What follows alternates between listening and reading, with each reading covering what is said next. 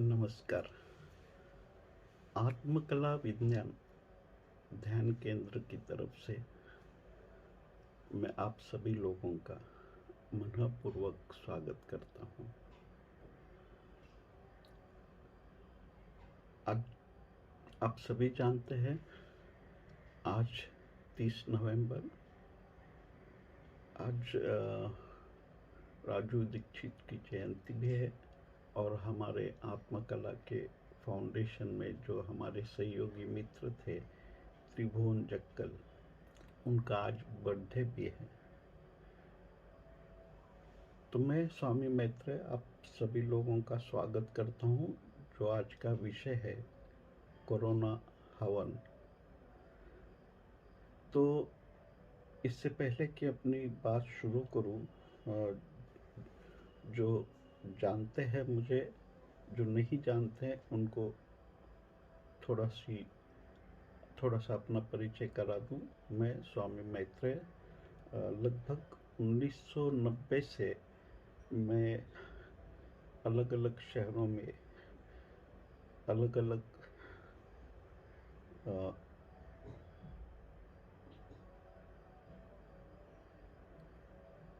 लोगों के बीच में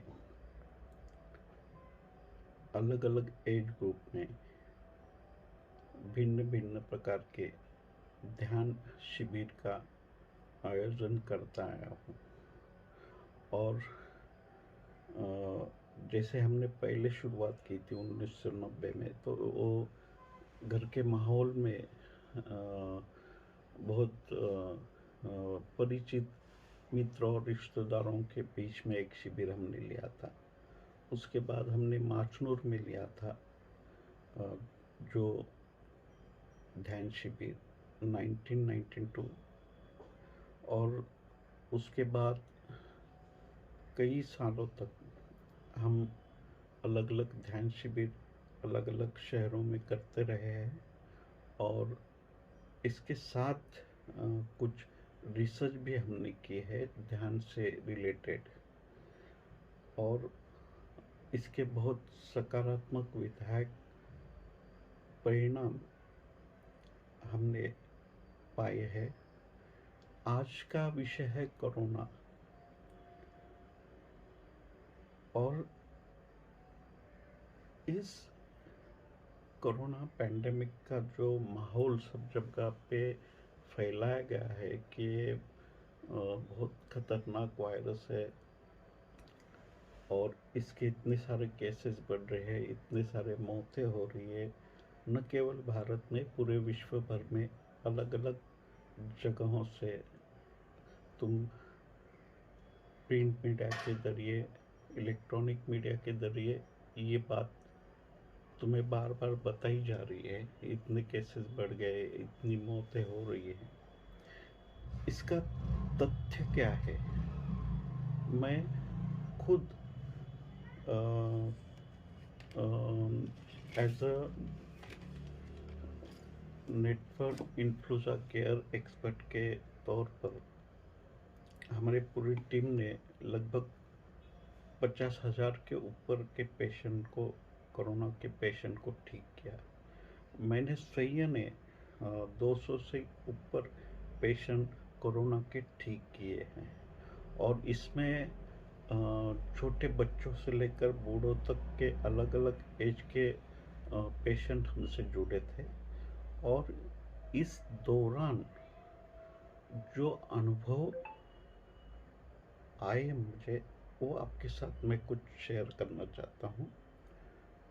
और इससे पहले मैं इसकी बात शुरू करूँ, 1-2 साल पहले हमने आत्मकला के ग्रुप में और एक छोटा सा रिसर्च किया था, जिसमें ज़्यादा लोग पार्टिसिपेट नहीं हुए थे, कोई 40 एक लोग जुड़े थे। इसमें से भी कुछ 3 एक लोगों का तो मेंटली, मैंने मानसिक स्तर पे कुछ समस्या थी, और कुछ 2 लोग तो ऐसे थे जो फिजिकल यानी एक्सीडेंट के बाद फ्रैक्चर हुआ, फ्रैक्चर निकलने के बाद वो कुछ समस्या से जुड़ रहे, फिजिकल समस्या से। मगर जो लाइफ टाइम लाइफस्टाइल बीमारी से जूझ रहे थे, जैसे बीपी, शुगर, डायबिटिक। तो ऐसे 40 से भी ऊपर के पेशेंट को हमने ठीक किया है विदाउट एनी मेडिसिन, सिर्फ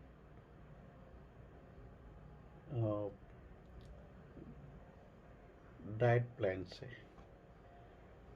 तो एज अ न्यूट्रिशन थेरेपिस्ट मैंने अभी पिछले कुछ महीनों से जो कोरोना से रिलेटेड पेशेंट थे उनको ठीक किया है, और ना ही केवल कोरोना के पेशेंट को ठीक किया है, मगर मेरे साथ ऐसे भी पेशेंट जुड़े थे जो जिनको कोरोना हुआ था, जिन्होंने प्रशासन शासन की जो व्यवस्था थी, प्रोटोकॉल था, जो मेडिसिन थी वो लिए थे, उपचार लिए थे, उसके बाद में उनको डिस्चार्ज दिया गया था, और वो घर पे आने के बाद फिर उनको जो तकलीफ शुरू हुई आफ्टर ट्रीटमेंट, जो भी दवाइयों का साइड इफ़ेक्ट्स था, ऐसे भी कुछ पेशेंट मेरे से जुड़े थे, हमने उनको भी ठीक किया है।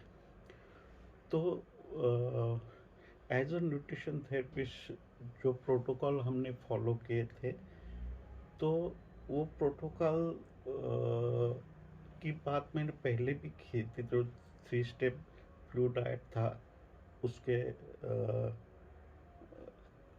शुरुआत में इसके पहले भी हमारी चर्चा हुई थी, मगर फिर भी आपको मैं इसके बाद में भी बताऊंगा और उसकी लिंक भी दूंगा।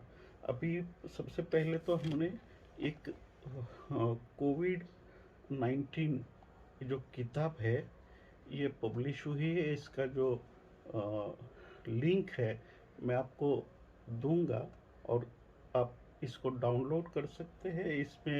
अ, अ, इसमें कुछ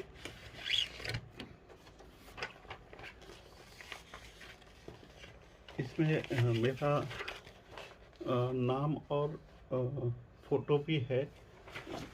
जो नेटवर्क इन्फ्लुएंजा की टीम है उससे मैं जुड़ा हूँ।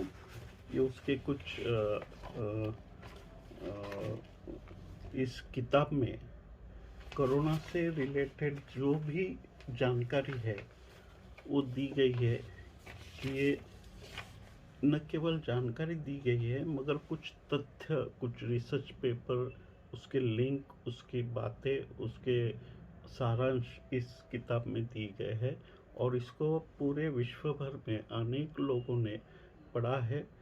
जो भी कोरोना से पीड़ित है, तो मेरा सजेशन उनको रहेगा कि ये किताब आप ऑनलाइन डाउनलोड करें। मैं आपको लिंक दे दूंगा बाद में, और जो आपको एक गाइड करेगी आपके बीमारी में।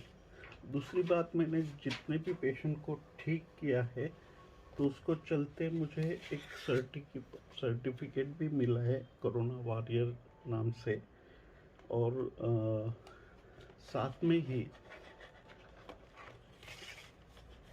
इस कार्य को और भी अधिकतर लोगों तक पहुंचाने का हमारा प्रयास जारी है। तो अभी मैंने कहा कि जो 200 से भी अधिक पेशेंट मैंने कोरोना के ठीक किए हैं, तो मैं आपसे यही कहने के लिए आज जुड़ा हूँ कि ये जो कोरोना है, अभी मैंने जितने भी पेशेंट को ट्रीट किया है, उसमें मैंने एक ही बात ज़्यादा जानी है, कि जो भी डाइट प्लान है वो समझाने से ज़्यादा मुझे इस बात पे मेहनत करनी पड़ी कि उनके भीतर जो कोरोना का डर है, उस डर से उनसे मुक्ति दिलाने के लिए काफ़ी सारे श्रम करने पड़े। और शुरू शुरू में तो पेशेंट के दिन में कई बार फ़ोन आते थे, कई बार मैसेज आते थे, और वही पैनिक में डर के प्रभाव से वो ये शाश्वती उनको नहीं हो रही थी कि किसी डाइट प्लान से, बिना किसी दवाई से कैसे ठीक हुआ जा सकता है। मगर हमने ठीक किया है, without any single rupees, without any medicine, or without death.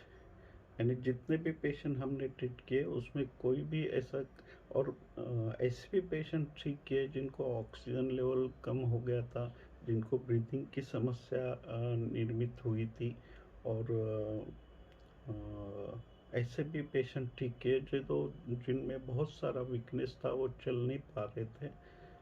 तो कई सारे पेशेंट ठीक किए विदाउट एनी मेडिसिन, सिर्फ डाइट थेरेपी से। तो कोरोना के मेडिसिन से प्रभावित जो लोग थे, जिन्होंने वो मेडिसिन दवाई ली थी, उसके जो साइड इफेक्ट से जूझ रहे थे, उनको भी हमने ठीक किया है। तो मेडिटेशन थेरेपी से रिलेटेड रिसर्च तो मैंने बताया था, कुछ हेल्थ रिसर्च पे हमने किए थे, उसके भी बारे में मैंने बताया। तो आज मैं आपको 3 महत्वपूर्ण बात समझाने के लिए, कहने के लिए आज यहाँ पे आया हूँ। तो सबसे पहली बात कि जो ये तय करते हैं, इससे पहले भी हमने इस पर बात की है, इसलिए ज़्यादा विस्तार में हम नहीं जाएंगे। संक्षिप्त में समझिए कि जो पीसीआर टेस्ट किया जाता है कोरोना डिटेक्ट करने के लिए, कि कहा जाता है कि ये पीसीआर टेस्ट पॉजिटिव आया है, पेशेंट पॉजिटिव है, ये निगेटिव है। तो पहली बात तो उस पीसीआर टेस्ट पे ही कई सारे प्रश्न चिन्ह हैं, क्योंकि इसका जो इन्वेंट है, जिसने इसको बनाया है, जिसने इसकी खोज की है, वो खुद भी इसका दावा नहीं करता। और तो और इसके जो मैन्युफैक्चरर है, वो उनका भी ऐसा कोई दावा नहीं है कि कोरोना से डिटेक्ट कर सकता है। और दूसरा बात कि इसको एफडीए से अप्रूवल भी नहीं मिला है। फूड एंड ड्रग एडमिनिस्ट्रेशन जो अप्रूवल लगता है कोई भी मेडिसिन या कोई भी मेडिसिन रिलेटेड कुछ चीज़ें बाजार में आती है, तो उसको एफडीए से अप्रूवल लेना पड़ता है। तो इसको एफडीए अप्रूवल भी नहीं है। दूसरी बात कि आप सुन रहे हो मीडिया से कि इसके केसेस बढ़ गए हैं, बहुत सारे जगह से बहुत मीडिया से बात फैलाई जा रही कि इतने केसेस हुए, इतने केसेस हुए। एंड केसेस का मतलब पेशेंट नहीं है। Cases is equal to not patient. Cases का मतलब क्या है कि इतने सारे टेस्ट हुए हैं, और उस टेस्ट में जो पॉजिटिव आए हैं उनके संख्या गिनाई जाती है। अगर एक ही पेशेंट ने दिन में 10 बार अलग अलग जगह पे अगर टेस्ट की है, तो उसको अलग अलग जगह पे अलग अलग काउंटिंग में गिना जाएगा, उसको एक गिना नहीं जाएगा। उसने अगर दिन में 4 टेस्ट किए तो वो 4 केसेस की तरह उसका गिनती हो जाएगी। तो ये जो केसेस बढ़ रहे हैं, ये केवल एक धोखा है, एक भ्रमित आंकड़ा है, जिसमें कोई तथ्य नहीं है। तो इससे घबराने की कोई ज़रूरत नहीं है। अभी दूसरी बात आती है कि जो डेथ रेट है, अभी ये जो मैंने कहा पीसीआर के टेस्ट के बारे में, इसके कुछ सबूत, उसके कुछ प्रूफ मैंने इससे पहले भी ग्रुप में डाले थे, और जिनको भी चाहिए उनको मैं आज भी मेरे पास है, मैं दे सकता हूँ उसकी लिंक और उसकी कॉपी। अभी दूसरी बात आती है कि डेथ की, कि इतनी मौतें क्यों बढ़ रही हैं।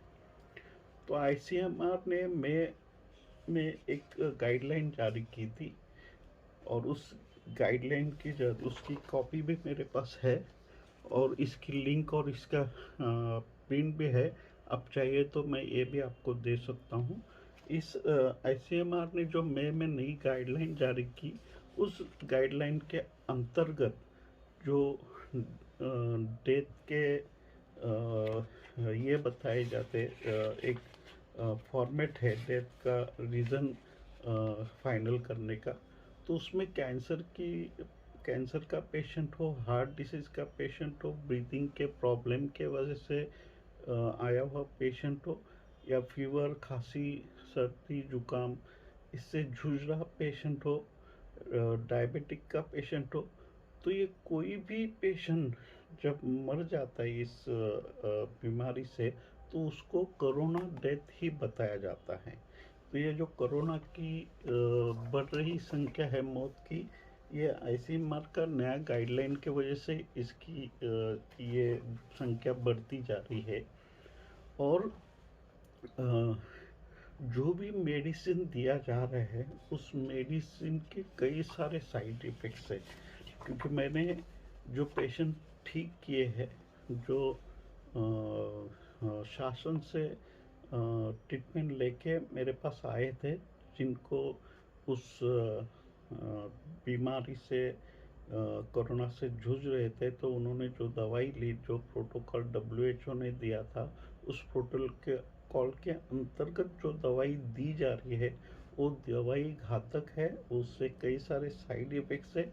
और इसके प्रूफ भी मेरे पास है, इसकी लिंक भी है।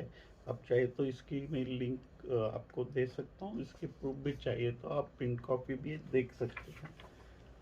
तो ये तो हो गया डेथ के बारे में। अभी मेडिकल के जो साइड इफ़ेक्ट्स है उसके बारे में। अभी तीसरी चीज़ आती है कि जो मास्क पहना जाता है, जो भी 3 प्रोटोकॉल दिए जाए, एक तो मास्क, एक तो हैंड सैनिटाइज़र, जो बार-बार उससे लोग हाथ साफ कर रहे हैं, हाथ धो रहे हैं, हाथों पे स्प्रे किया जा रहा है। जहाँ भी जाते हो आपको पहला टेम्परेचर चेक किया जाता है, आपका ऑक्सीजन लेवल चेक किया जाता है।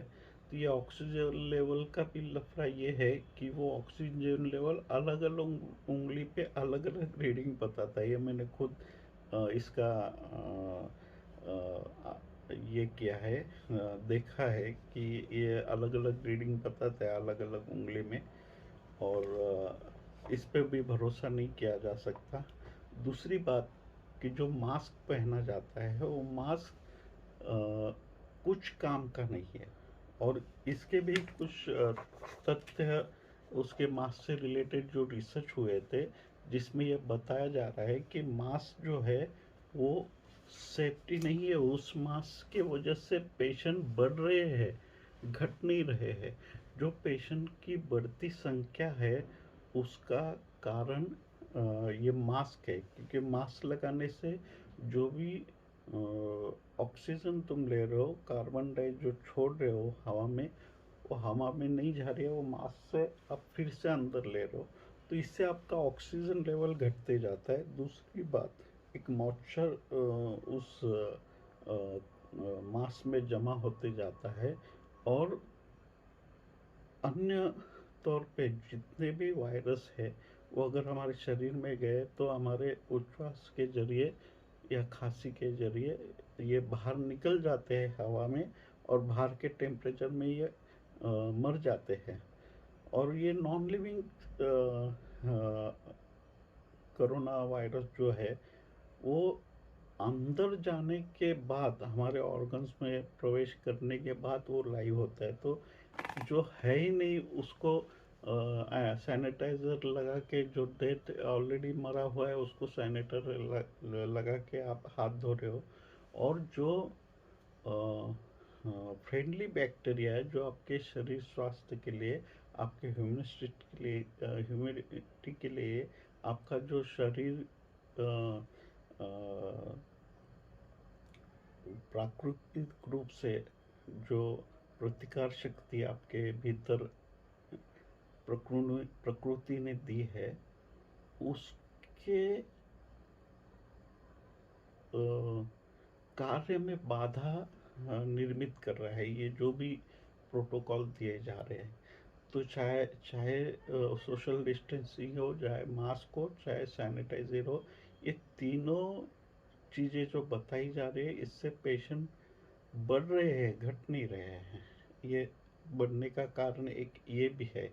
और हमारे देश में ऐसा लग रहा है कि जैसे हम अंग्रेज़ों के ज़माने में आए हैं और अंग्रेज़ों का शासन चल रहा है।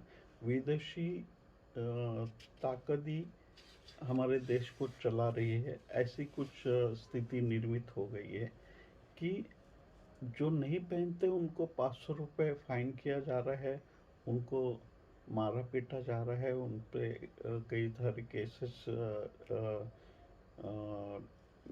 डालने की कोशिश की जा रही है। तो ये तो होगी। दूसरी बात की जो मास्क है ये आपके सेफ्टी के लिए नहीं है, इससे ज़्यादा खतरा है, ज़्यादा धोखा है। दो व्यक्ति अगर एक मास्क पहन रहा है, ये नहीं मास्क पहन रहा है, तो जो मास्क पहन रहा है उसको ज़्यादा संभावना है कोरोना होने की, जो नहीं पहन रहा है उससे। मगर जो भी रिसर्च है, जो भी तथ्य है, उसको लोगों तक पहुंचाया नहीं जा रहा है। कुछ गलत चीज़ें जो बार बार दोहराई जा रही है, और एक झूठ को सच साबित करने के लिए उसको बार बार दोहराया जा रहा है, और लोग इसके चपेट में आ गए हैं। ये जो भी दहशत है कोरोना की, ये जो भी डर है लोगों के बीच में, ये निकलना चाहिए। क्योंकि मैंने खुद इतने पेशेंट को ठीक किया है, तो मैं पूरे विश्वास के साथ कह सकता हूँ कि ये कुछ भी नहीं है, आम बीमारी है। और ये साधारण 3 दिन का फ्लू डाइट प्लान से इससे इससे बाहर आया जा सकता है।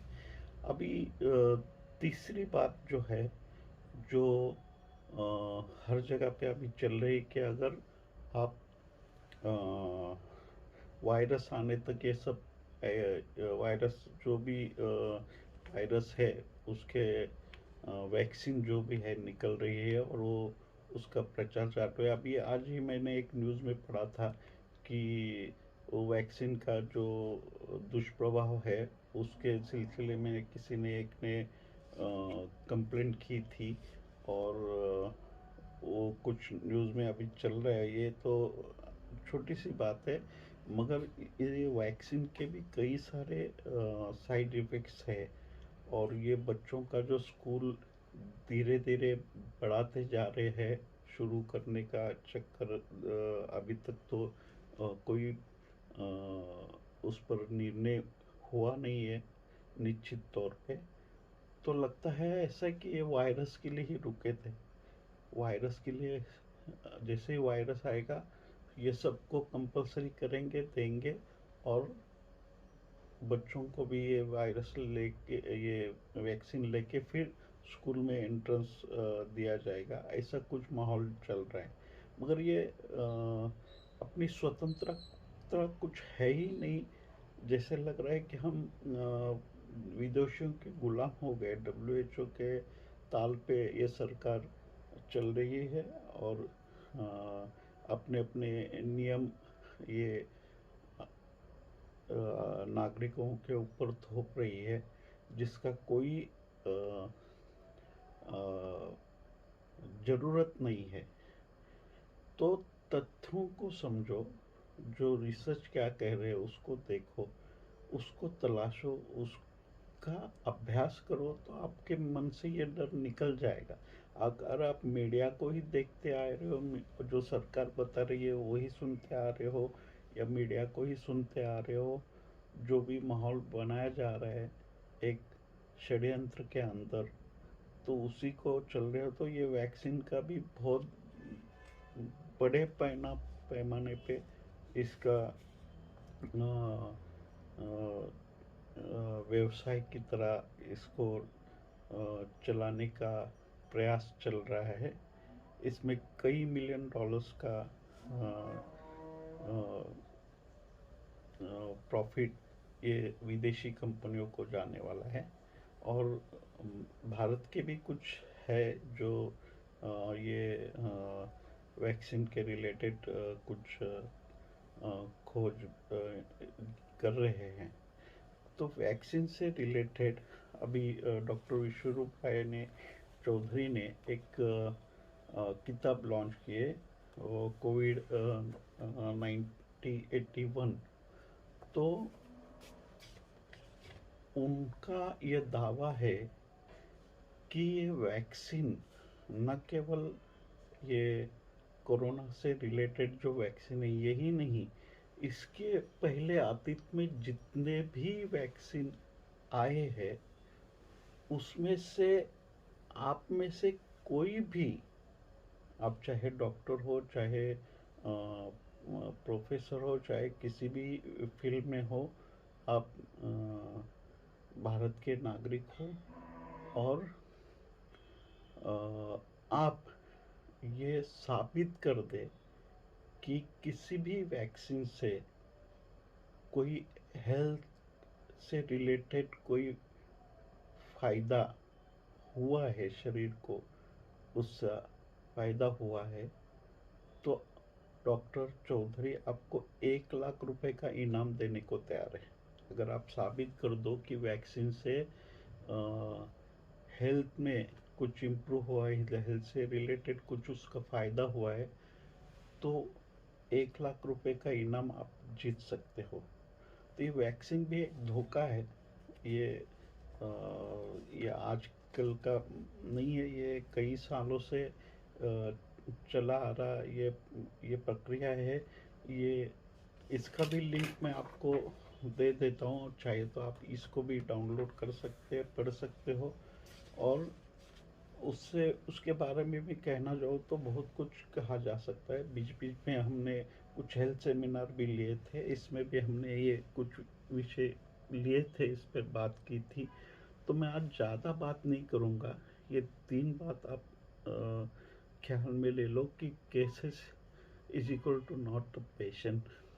दूसरी बात, डेथ की जो संख्या बताई जा रही है, उसमें मैंने बताया, उसके तथ्य भी आप चाहे तो वो प्रिंट मेरे पास है, आप पढ़ सकते हैं, या आपको लिंक दे दूंगा, आप उससे डाउनलोड कर सकते हैं।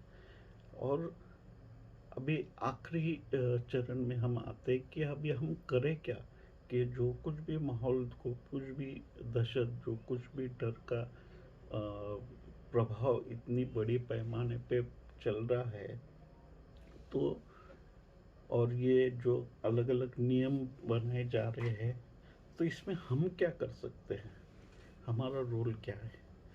तो देखिए अभी इस सिलसिले में सबसे महत्वपूर्ण बात तो हम जो चल रहा है वो चलते हुए देख तो नहीं सकते। जो गलत है वो कम से कम हम जान ले कि जो गलत है वो गलत है, वो क्यों गलत है, उसके सब तथ्य, उसके सब अ, अ, जो भी रिसर्च पेपर है वो अब हमारे पास है, उसके लिंक है, आप डाउनलोड करके उसको अभ्यास कर सकते हो, और लोगों को, आपके आसपास, आपके मित्र को, आपके परिवारों को बता सकते हो। और इस डर का माहौल को आपके नज़दीक जो है उनसे तो कम से कम ये डर का माहौल तुम निकाल सकते हो। ये तो शुरुआत हुई है। और दूसरी बात, हम आज ये जो राजीव दीक्षित की जयंती है, इस अवसर पे इस कोरोना का हवन करने जा रहे हैं। तो हवन का मतलब, मैं पिछली एक जो मैंने यूट्यूब पे डाली थी, उसमें मैंने मास्क और सैनिटाइज़र का हवन करने का आह्वान किया था। तो वो वीडियो आप फिर से देख सकते हैं, उसमें भी कुछ बातें मैंने बताई है। मगर अभी प्रैक्टिकली यहाँ पे मैं वो हवन आपको अ, अ, करा के करने नहीं जा रहा हूँ। मगर आपके माइंड में जो कोरोना का डर है, उस डर का हवन करना जरूरी है। उस डर को जलाओ, उसको नष्ट करो, उसको राख करो, उसको अपने दिल से, अपने मन से उखाड़ दो। ये कोई भी खतरनाक या जानलेवा बीमारी है नहीं। इसको जान लो। इसके बारे में जो कहा जा रहा है, जो बताया जा रहा है, उससे ज़्यादा तथ्य क्या है वो देखो, उसका अभ्यास करो। और जैसे कि शुरू शुरू में जो माहौल था, जब लोगों को ज्ञान नहीं था, अ, तो पृथ्वी सूरज का चक्कर काट रही थी, मगर हाँ, तभी लोग कह रहे थे कि नहीं, पृथ्वी तो स्थिर है, सूरज पृथ्वी का चक्कर काट रहा है। तब जब किसी पहले आदमी ने कहा कि नहीं, ये गलत है कि पृथ्वी स्थिर है, पृथ्वी सूरज का चक्कर काट रही है, तो उस पे भी प्रश्न चिन्ह उपस्थित हुए थे। मगर जैसे ज्ञान हुआ, ज्ञान बढ़ा, समझ विकसित हुई, वैसे वैसे ये अ, भ्रम भी विलीन हुआ कि पृथ्वी स्थिर है और सूरज का चक्कर काट रहा है। तो ऐसे ही जैसे ही ज्ञान का दीपक हमारे भीतर प्रज्वलित होगा, अज्ञान का अंधकार दूर होगा। तो अ, अ, इसी तहत मैं आपको बता रहा हूँ, ये कोरोना का जो भी डर का अंधकार है, ये जो भी अंधविश्वास है, जो भी अंधश्रद्धा कोरोना से रिलेटेड पूरे विश्व में फैली है, उसको अगर मिटाना है तो जो वास्तविक ज्ञान है, जो तथ्य है, उसको प्रभावी तरह से लोगों तक पहुंचाना जरूरी है। तभी हम इस सब से बाहर आ सकते हैं। तो मेरी आपसे प्रार्थना है कि इस तथ्य को जानो। मैंने खुद 180 से ज़्यादा पेशेंट ठीक किए हैं कोरोना से रिलेटेड। ये कोई खतरनाक बीमारी नहीं है, ये सामान्य बीमारी है और इससे आदमी ठीक हो सकता है विदाउट एनी मेडिसिन, सिर्फ डाइट प्लान से। और इस बारे में, इस डाइट प्लान का बारे में मैंने इससे पहले भी बात की थी, और चाहे तो उसकी भी लिंक मैं आपको दे सकता हूँ, आप उसमें अधिक जानकारी आप ले सकते हो। तो मैं आज के दिन यहीं पे रुकता हूँ। आप सब लोगों के स्वास्थ्य के लिए प्रार्थना करता हूँ। आप स्वस्थ रहे, मस्त रहे, खुश रहे, आनंदित रहे और इस कोरोना का मन से हवन करके इस कोरोना का अंत कर दिए। धन्यवाद।